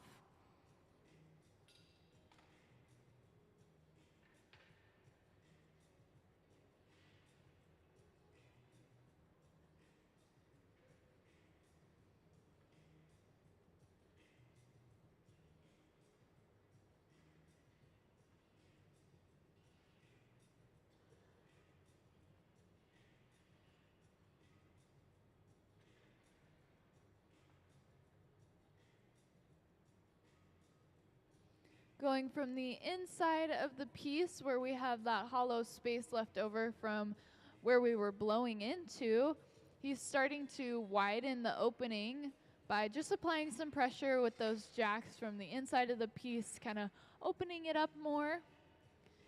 Meanwhile, one of our glass blowers, Ben, he's going to get a blowpipe and start preparing the handle The handle is blown, so it will be hollow on the inside. It's not solid glass. Meanwhile, we're going to keep kind of working on the base, make sure it's all ready for the actual handle to be added on.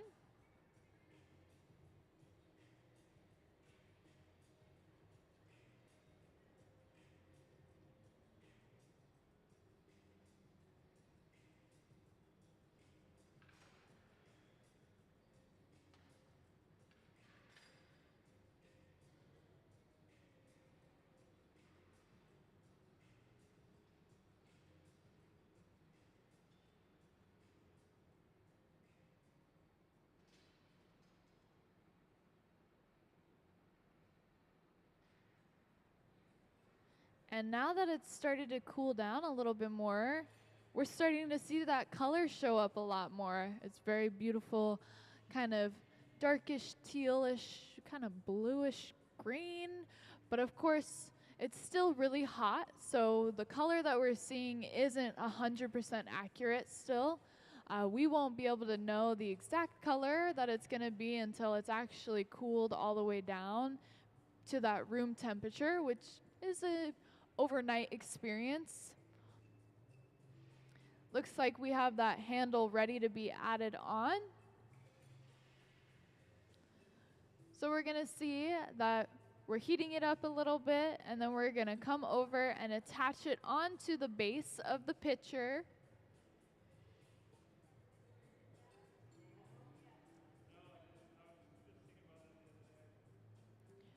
We're then going to trim it away from its pipe and connect the other end onto the base of the pitcher.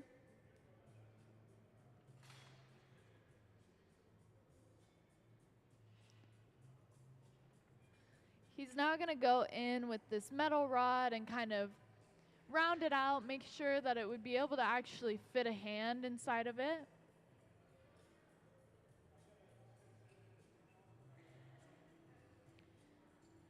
And we're also going to start heating up the opposite side from the handle, right at the top on the lip, so that we can create the spout of the pitcher.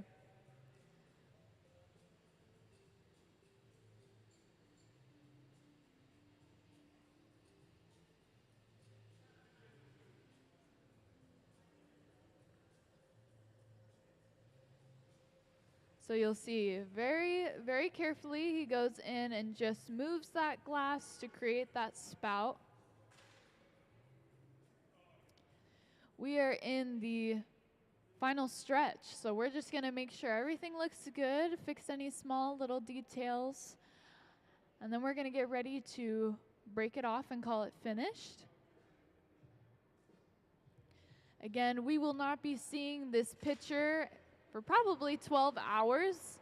It'll go into what we call the annealer, which is the big black box that you see on the side of the hot shop. This is where all of the finished glass pieces go to slowly cool down. We have already quite a few in there that are just going to hang out to the end of the day when we finally push some buttons and tell it to start slowly cooling down. And then tomorrow we'll be able to pull them out and get them ready to go into our gift shop for you guys.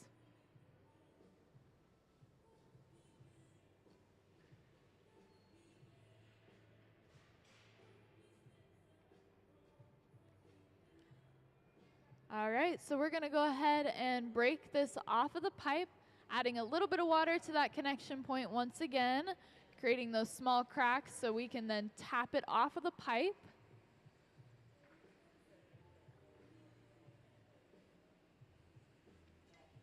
We're going to heat up that bottom and then apply our Museum of Glass stamp onto it.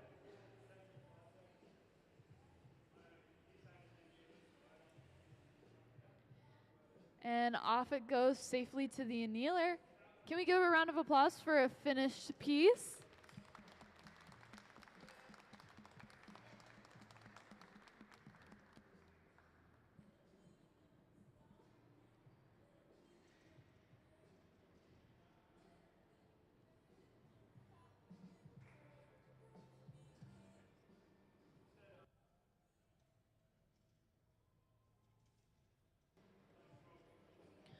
All right, so I do think we will be making one more before we head to lunch. So if you want to see the process from the beginning, we're going to be starting on another one here in a moment.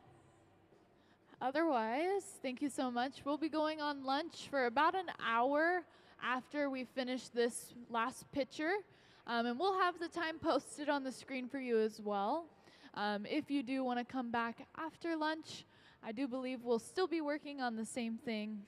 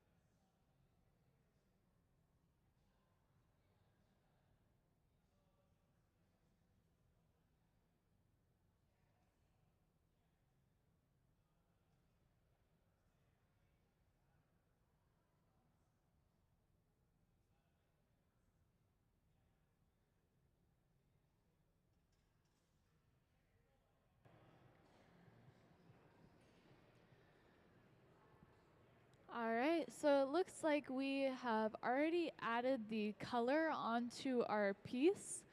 So what we did was section off a little bit of color and let it kind of drip onto the surface of that clear glass bubble that we had initially created.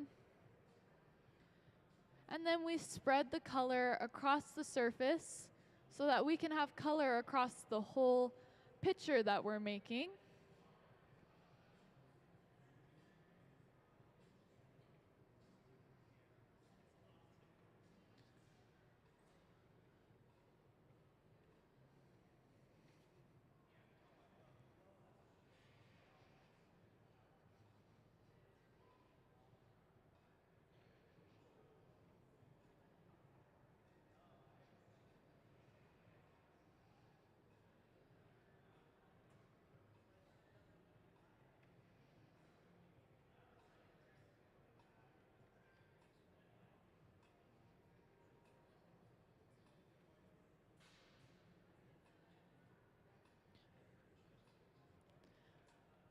So what we'll be doing is allowing this, what we already have on our pipe, to kind of cool down a little bit so that we can then get a new layer of fresh, clear glass on top of it.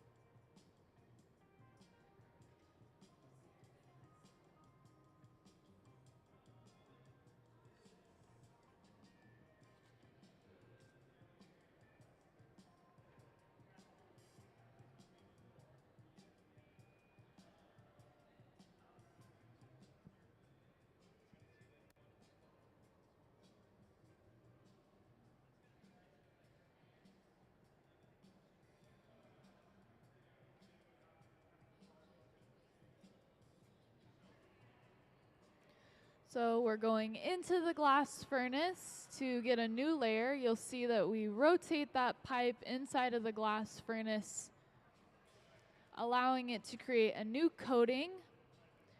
And even though it looks like it could be kind of this yellowy, kind of glowing orange color, it's really just clear glass.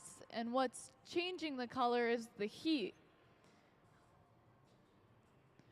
We aren't able to fully see the true color at this time just because of how hot the glass is.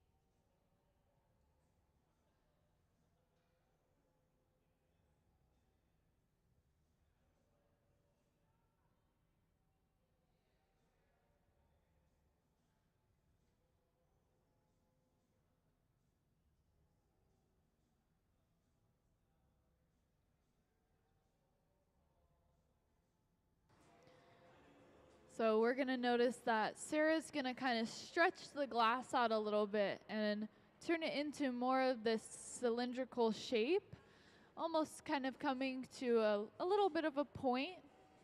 This is so that it can be ready to go into the optic mold. So the optic mold is what's going to give it a pattern on the surface of the glass.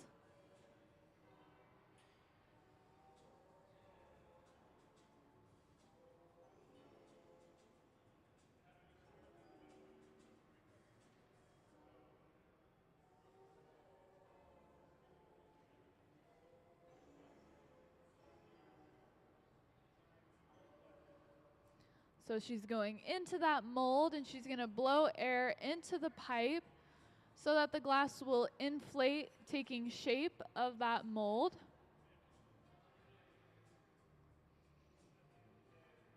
And we now have this texture on the outside of the glass.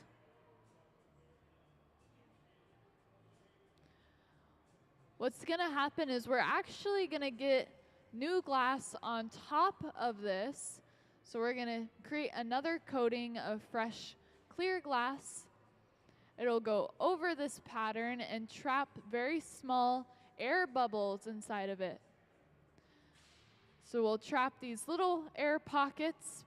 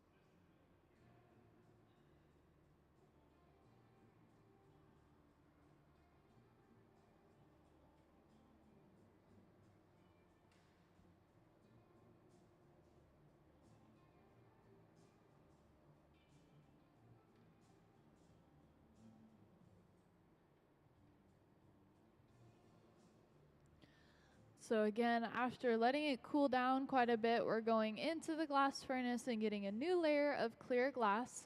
And this time, as it comes out of the glass furnace, you'll be able to see that we've trapped all of those small air bubbles because of the pattern that we created on the surface of the glass. All those small crevices left over from that mold that we put it in do not get filled with the glass and instead give us that pattern with those little tiny air bubbles. He's just going over cooling down the pipe after gathering in the glass furnace. It's just a little water trough that kind of spits up some water onto the pipe to cool it down.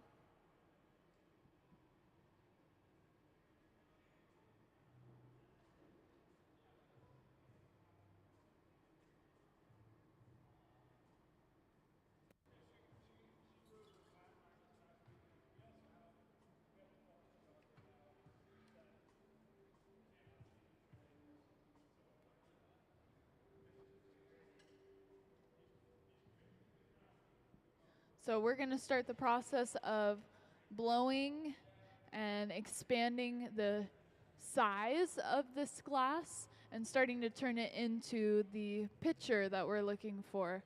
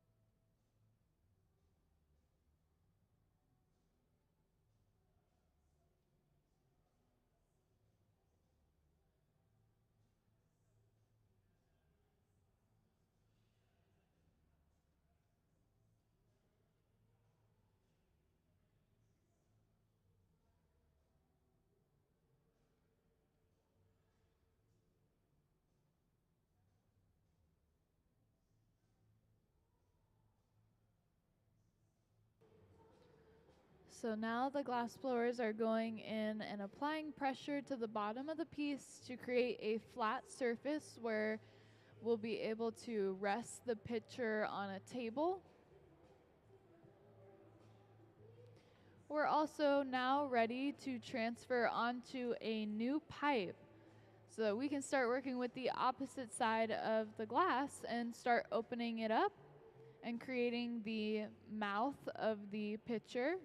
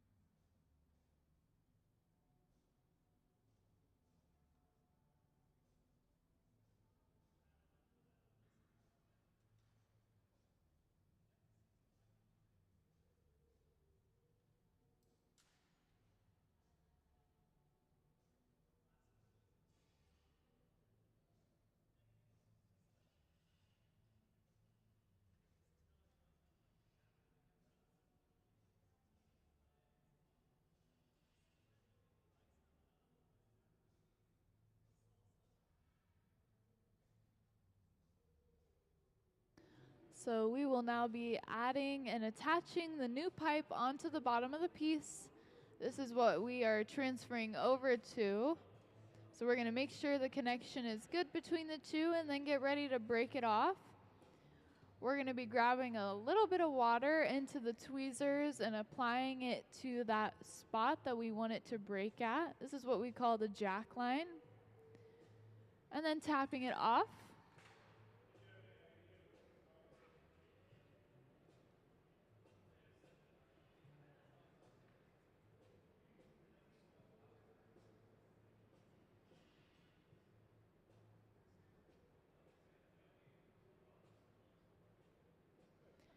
He's just going to make some quick adjustments, make sure that the pipe is, the piece is centered on the pipe. And then we're going to start going in and opening up the opening that we had left over from the blowpipe.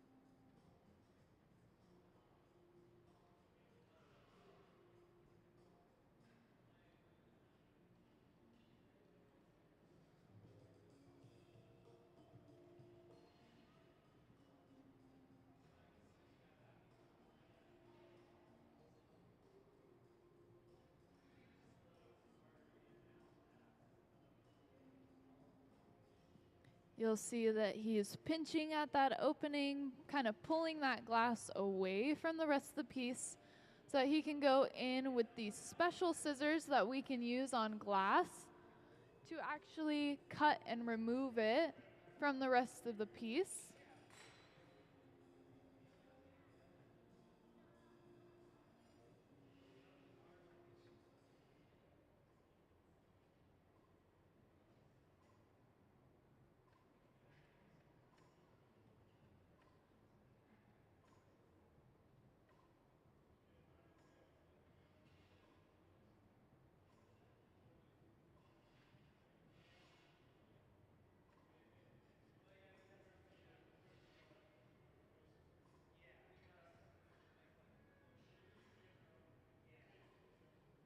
He's going to go from the inside of the piece with the jacks to start opening it up, widening the opening.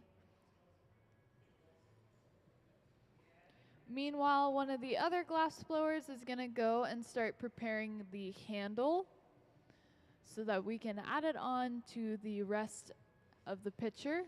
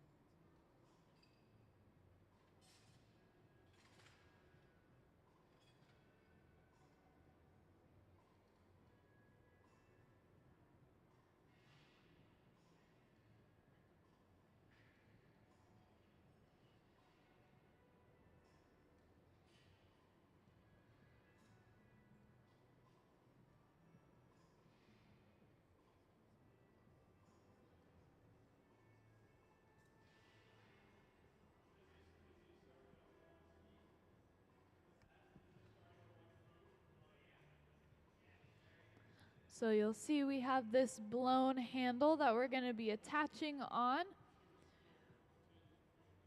They are then going to cut it off and away from the original pipe so that we can attach the other end onto the pitcher as well. He's going to give it a quick heat and then come back to round out the handle so that somebody would be able to actually fit their hand in it and hold it.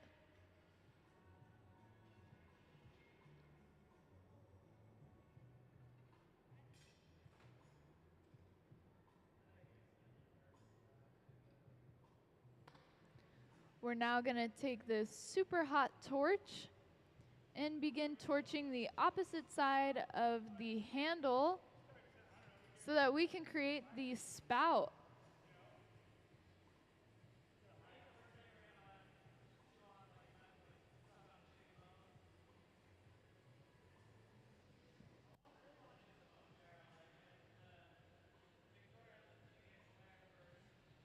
So you'll see he's going to just very gently go in and move that glass to create the spout.